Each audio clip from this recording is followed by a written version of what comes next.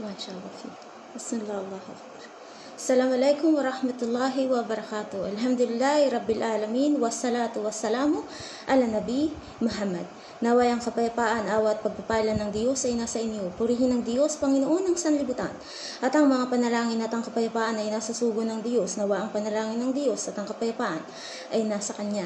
So, magandang umaga po sa ating lahat dito sa Saudi Arabia, Saudi Arabia at dyan sa atin sa Pilipinas. Sa ating lahat ay ang mabiyayang araw at pagpapala ng Allah Subhanahu wa ta'ala ay sa ating lahat. So medyo 2 weeks po ako nagpahinga at nandun po kami sa bakasyon sa Jeddah, so hindi po talaga ako nagbasa. So marami na pong mga nangyari na la ya Rabbi. Patungkol din doon kay Sister Roda Malab na nagsayaw sa masjid. Ya Allah, sister, qasaman billah, nawa ay pag-isipan mong mabuti at sa susunod ay huwag mo nang gawin na ikapapahamak mo ang bagay na makasasakit sa iyo, na alam mo yung bagay na mali ay gagawin mo pa. Kahit kami bilang mga Islam, ni magawa o magpicture sa simbahan ng relihiyong Katoliko ay hindi namin ginagawa dahil sa aming paggalang. At sana, nandito ka sa Saudi Arabia, sana sister, tinuruan mo ang sarili mo kung paano ka magiging mabuting tao kahit hindi mo ipakita sa iba. Pero yung ipinakita mo kasi is ikaw ang sumira sa sarili mo para makutya ka ng nakararami. Hindi mo masisisi ang ibang Muslim na magsalita sa iyo na nakakasakit o napagsabihan ka ng hindi maganda kasi masakit ang ginawa mo o talagang hindi ka aya-aya sa paningin ng iba. Kahit sa mga Arabo, marami akong kaibigang Arabong babae at lalaki, subhanallah. Anong sabi nila? Kauna-unahang Pinay at kauna-unahang OFW na gumawa ng pagsasayaw sa loob ng masjid, subhanallah. Astaghfirullahu lahat, inshallah ya Rabbi. Sister, inshallah. Allah ya Rabbi, hindi namin alam kung ano ang iyong ginawa, kung ano ba ang iyong inisip ng mga panahon na ikaw ay nagsasayaw kasama ng kaibigan mo habang ikaw ay binibidyohan, subhanallah. Hindi mo naisip, hindi ninyo naisip na yung sambayang para sa aming mga Muslim o kahit kami mga balik Islam, kung gaano kahalaga, bago kami pumasok doon, kami nagpapadalisay, kami nagwuwudu. Bakit?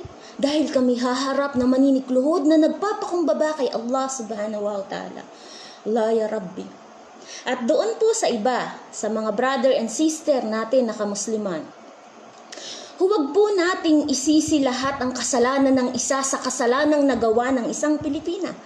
Hindi po lahat ng Kristiyano ay gumagawa ng masama para ding sa atin. Hindi lahat ng Muslim ay mabuti at hindi rin naman lahat ng Muslim ay masama. La ilaha illallah. Marami nagko-comment na lahat ng Kristiyano ay ganoon. Hindi po. Mas marami pa rin Kristiyano ang mabubuti. Hindi naman lahat.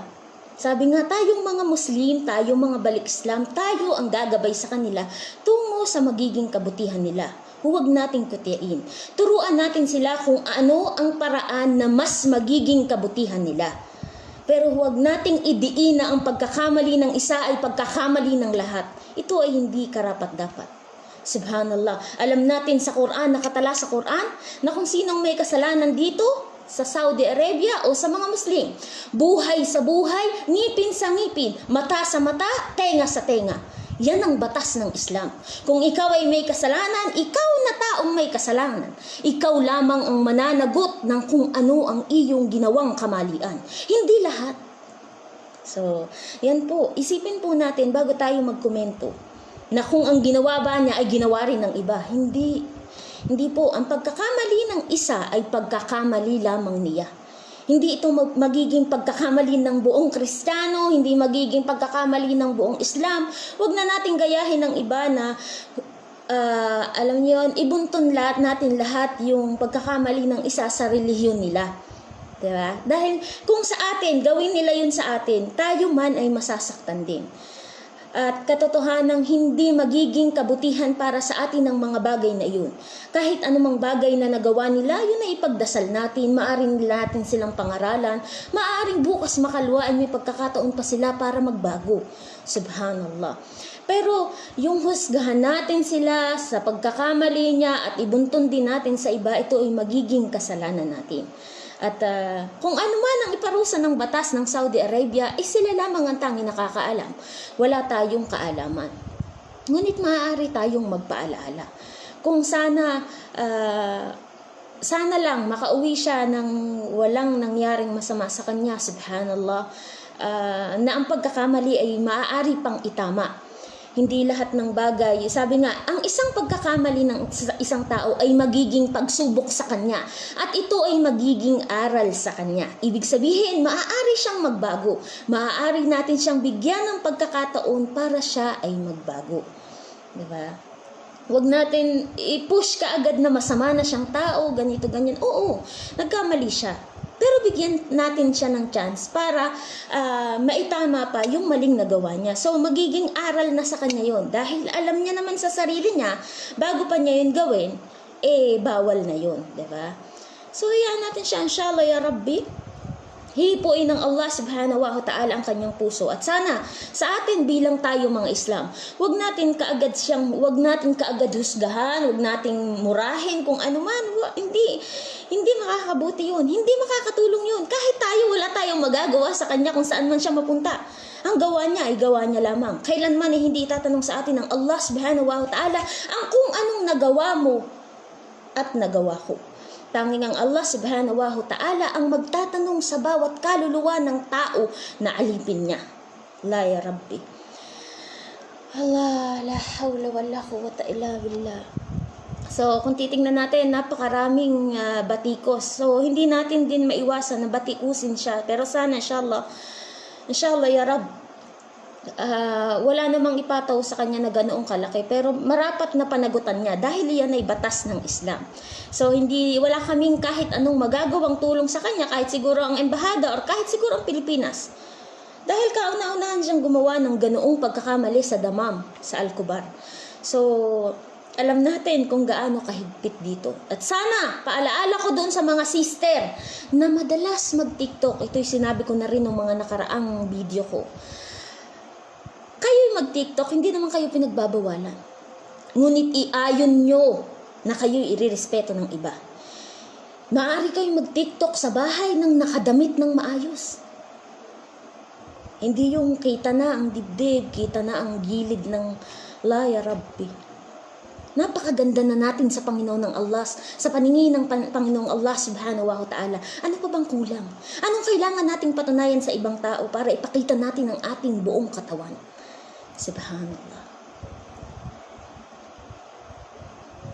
Imagine niyo, bakit ako? Balik Islam? Dati akong Katoliko. Pero ang Allah subhanahu wa ta'ala ang gumabay sa akin para maunawaan ko kung ano ang bagay na mas makakabuti sa akin. Wala akong dapat patunayan sa iba, ngunit may marapat akong patunayan kay Allah subhanahu wa ta'ala. Bakit? Dahil katotohanan ako ay nagmula kay Allah at sa Kanya ako ay magbabalik. Hindi ako natatakot sa kahit kaninong tao, sa kahit kanino man. Pero natatakot ako kay Allah subhanahu wa ta'ala. Bakit ako gumagabay sa iba? Maaring kung anong nangyari sa akin ay mangyari din sa iba. Doon sa mga sister ko na napabalik Islam ko, subhanallah. Pati yung pagsasalita nila, naging kalmado sila. Kasi iba yung sinusundan sa tamang kautusan. Diba? Iba yung may nakagabay. Sabi nga, kung ikaw, gusto mong magturo ng kabutihan ng relihiyon mo, ituro mo sa paraang naaayon sa kautusan na nakatala dito. Yun ang tinuturo namin sa Islam. Ay dun sa nagsasabi ng Islam ay mamamatay tao, mamamatay la ya Rabbi, subhanallah, terorista, nasaan? Hindi kami terorista. Kahit tingnan nyo ang aming passport, kung ano man, lahat. Wala, hindi kami terorista. Subhanallah. Kung alam nyo lang kung gaano kababait ang karamihan at pinakamarami sa mga Muslim, subhanallah.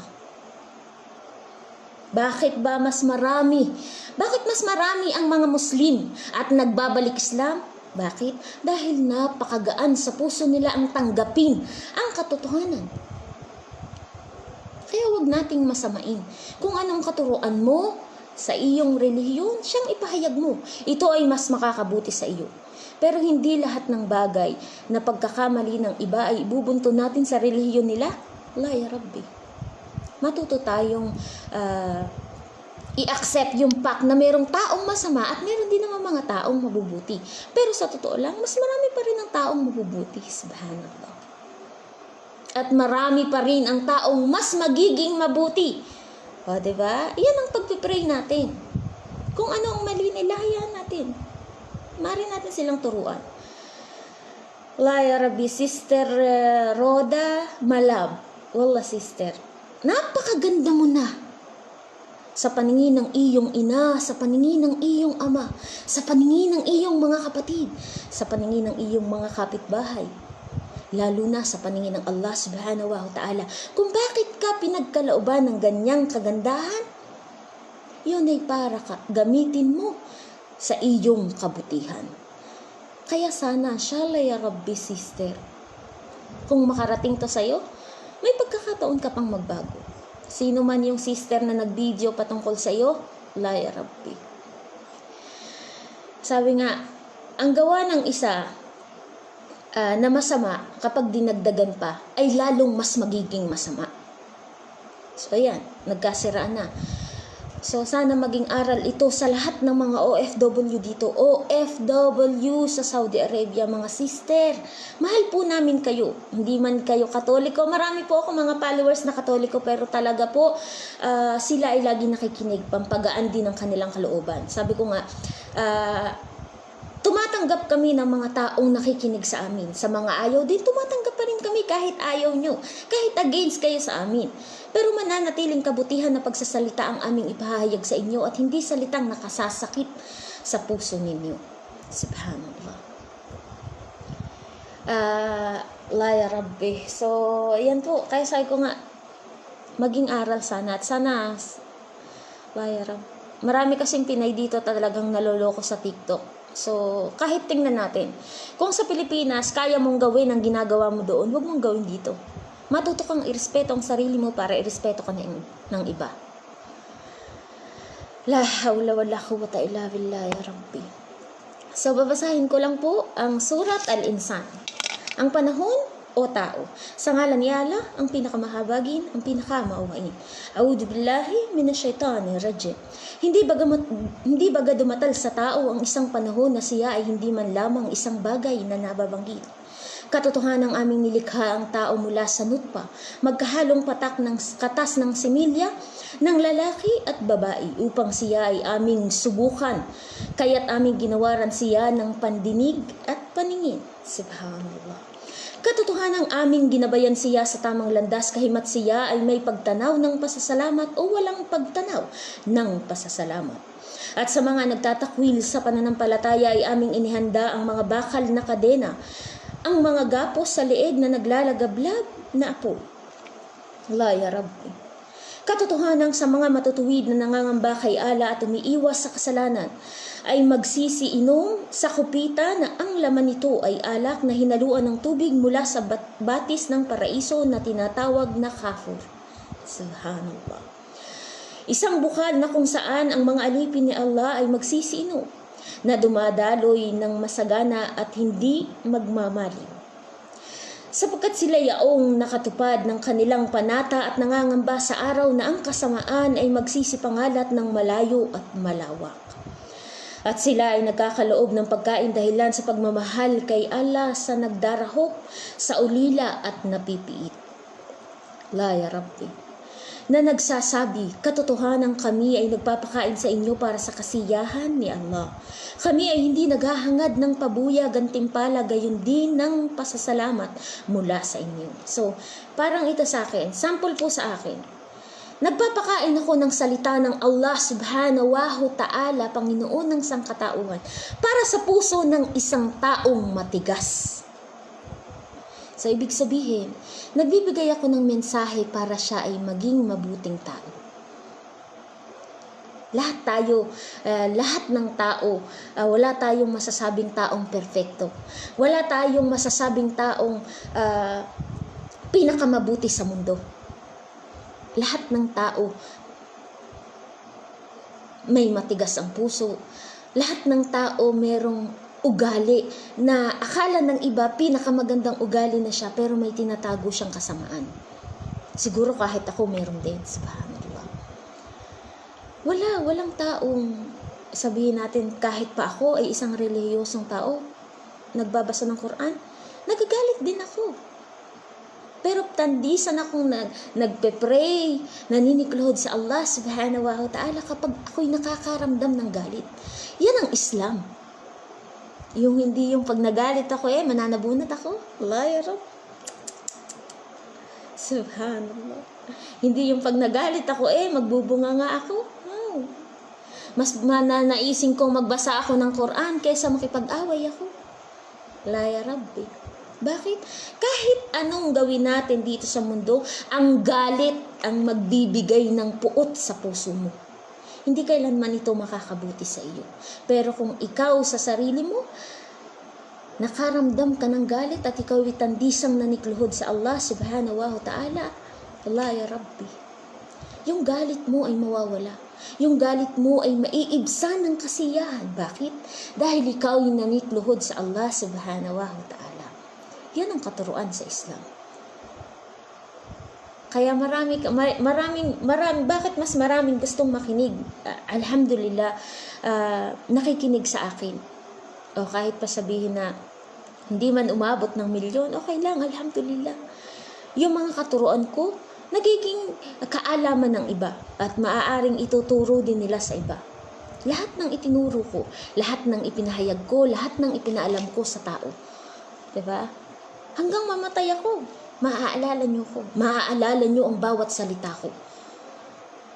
Walang kahit anong salita. Di ba sabi nga, ang tao kasi naaalala lang ng ibang tao kapag siya'y namatay na. Even my family.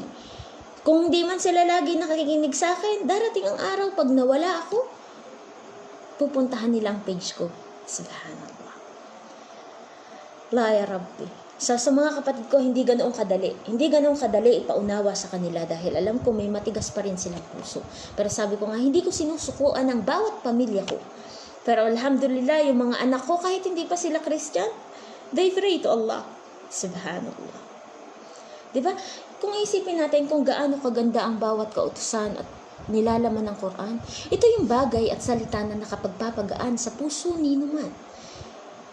So, doon sa ibang tao na nagsasabi na hindi maganda ang katuruan ng Islam, hindi maganda ang bawat salita. Ang way kasi ng salita ng Quran sa Arabic, talagang salitang hindi maunawaan ng iba. Pero pag tinagalog ko, iyon yung salitang tumatatak sa puso ng isang tao na matigas ang puso. Diba? Kaya sana inshallah ya Rabbi, inshallah ya Rabb, mas marami pang maging balik Islam at mas marami pang tao. Sabi ko nga, sa pagiging Islam, hindi natin kinalimutan si Propeta Jesus. Ngunit mananatili siyang mensahero at propeta ng Allah subhanahu wa ta'ala. Hindi siya kailanman magiging Diyos. Hindi siya kailanman magiging Panginoon. Hindi rin siya kailanman magiging anak ng Diyos sapagkat ang Allah subhanahu wa ta'ala ay hindi nagkaanak at hindi ipinanganak. Diba?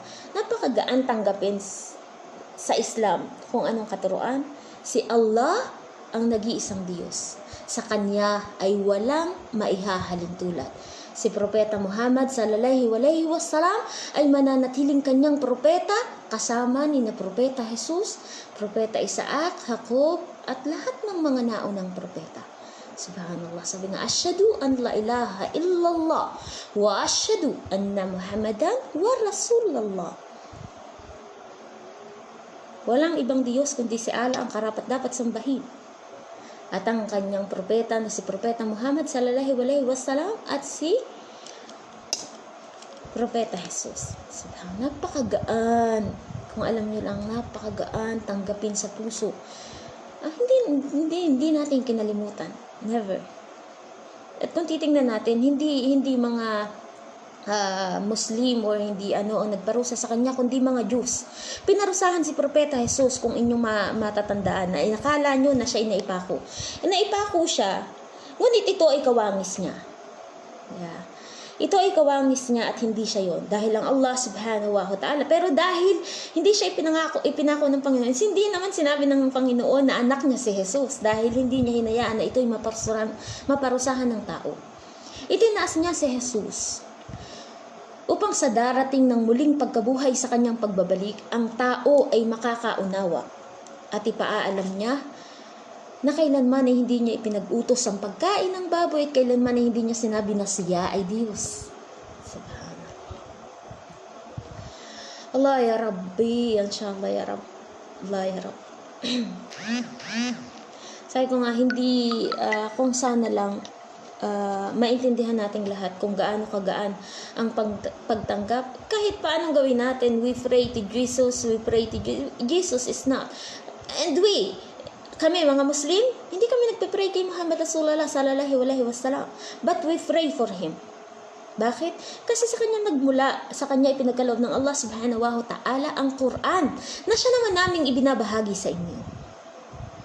Kaya mahalaga sa amin si Propeta Muhammad sallallahu alaihi wasallam. La ya Rabbi. La ya Rabbi. Bismillah. A'udhu billahi minasyaitanir rajim. Katotohanan kami ay nangangamba sa aming Panginoon sa araw ng mahigpit, mabalasik na nakahahapis. Kaya't sila ay niligtas ni Allah sa kasamaan ng araw na iyon at biniyayaan sila ng ningning at kaligayahan. At kanyang gagantimpalaan sila sa anumang gawa na matiyagan nilang pinagtitiisan ng isang halamanan sa paraiso at mga kasuotang yari sa suplak. Sila ay magsisihilig dito sa mga napapalamutiang supadiban. Sila ay hindi makamamalas dito ng labis na init ng araw. Gayon din ang labis na lamig sapagkat sa paraiso ay walang araw at buwan. Subhanallah. At ang lilim ng halamanan dito ay nakababa sa kanila. At ang mga kumpok ng hitik na bunga ay nakabiti ng mahaba na abot ng kamay nila. La ilaha illallah. At sa kanila ay palibot na idudulot ang mabibilog na banga na yari sa pilak at mga kupitang kristal. Kristal na kumikislap na gawa sa pilak, kanilang itatakda rito ang sukat ng inumin ayon sa kanilang maibigan. At sila ay dudulutan upang uminom sa kupita na ang laman ay alak na nahahaluan ng sanjabil o luya. La ilaha illallah. Mula sa isang bukal na tubig dito na tinatawag na salsabil. At sa kanila ay nakapalibot ang nagsisilbing mga lalaki na may hindi nagmamaliw na kabataan, na kung sila ay inyong mapagmamalas, ay iisipin ninyo na sila ay walibang nagkalat ng mga perlas. La ilaha illallah. At kung tutunghayan kayo rito paraiso, kayo ay makamamalas ng sukdol na kaligayahan na hindi kayang hagapin at isang dakilang paghahari. Subhanallah. Ang kanilang mga kasuotan ay kulay lunti ang sutla na napapalamutian ng ginto. Sila ay gagayakan ng mga pulseras na pilak at ang kanilang Panginoon ay magkakaloob sa kanila ng dalisay na inumin. At sa kanila ay ipagbabadya. Katotohanan ito ay gantimpala sa inyo at ang inyong pagsisikap ay pinahahalagahan. La ilaha illallah. Katotohanan kami ay nagpahayag sa iyo, O Muhammad, ng Quran ng bahagi sunod-sunod na antas. Kaya't maging matiyaga at matimtiman ka, O Muhammad, at tumatalima sa kapasiyahan ng iyong Panginoon, si Allah, sa pamamagitan ng paggagap ng iyong tungkulin sa Kanya at sa pagpapalaganap ng Kanyang mensahe sa sangkatauhan at huwag kang makinig sa makasalanan. La ilaha illallah. Gayon din sa mga hindi sumasampalataya sa kanilang lipong.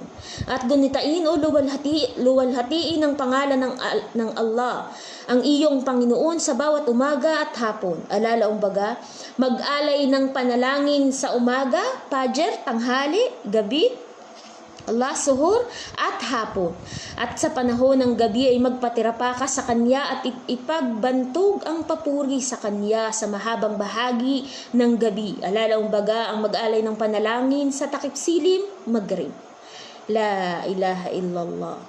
Gabi ay siya at sa gitna ng mga gabi, tahajjud. So ano ba yung tahajjud? Tahajjud po, yun yung pray time ng between 2 a.m. to 3. So dyan po yung mga time na ang Allah subhanahu wa ta'ala ay nakatingin sa kanyang mga alipin. Sino ba ang bumabangon sa mga oras na ito sa aking mga alipin upang ako ay panikluhuran? La ilaha illallah. Subhanallah. Lagi nating sabihin ng subhanallah, luwalhati sa ating Panginoong Allah. Katotohanan ng mga hindi sumasampalataya ay nagmamahal sa panandali ang buhay sa mundong ito at pinabayaan nila at hindi binigyang pahalaga ang matimbang na araw ng magiging mahirap. Iyon ang araw ng muling pagkabuhay. Kami alang lumikha sa kanila at ginawa naming matibay ang kanilang balangkas ng buto. At kung aming naisin, magagawa naming palitan sila ng iba na katulad din ng mga nila na buong buo. Katotohanan ng mga talata ng Quran ay isang pagpapaalaala, tagubilin, kaya't sino man ang magnais, hayaan siya na tahakin ng landas tungo sa kanyang Panginoon. La ilaha illallah. At kayo ay hindi makagagawa ng anumang nais ninyong gawin malibang ito ay pahintulutan ni Allah. Katotohanan si Allah ay lagi ng pinakamaalam ang tigib ng karunungan. Tatanggapin niya sa kanyang habag ang sino mang kanyang maibigan datupwat ang mga tampalasan, mga mapagsamba sa Diyos-Diyosan, pagano makasalanan, walang pananalig ay kanyang inihanda para sa kanila ang kasakit-sakit na kaparusahan. So ayan po. At lagi po nating tandaan na tayo bilang tao dito sa mundo, ang buhay natin dito sa mundong ito ay isang paglalaro at pagsubok. Kumbaga sa amin, sa mga sumasampalataya, ito ay isang kulungan. Ngunit kulungan ng kabutihan na magiging kabutihan din ng iba. Inshallah ya Rabbi, darating ang panahon na mas maraming Islam, mas maraming Muslim, mas maraming balik Islam ang magiging katulad namin. Naghahangad kami na mas hihigitan pa ng iba kung ano ang aming kakayahan. Hindi kami nagdadamot. Hindi kami nagdadamot magbigay, magbahagi. Hindi kami nananakit, ayaw naming makasakit sa iba. Ngunit nag-aanyaya kami upang makinig kayo kahit makinig lamang. Ito ay kasiyahan na namin.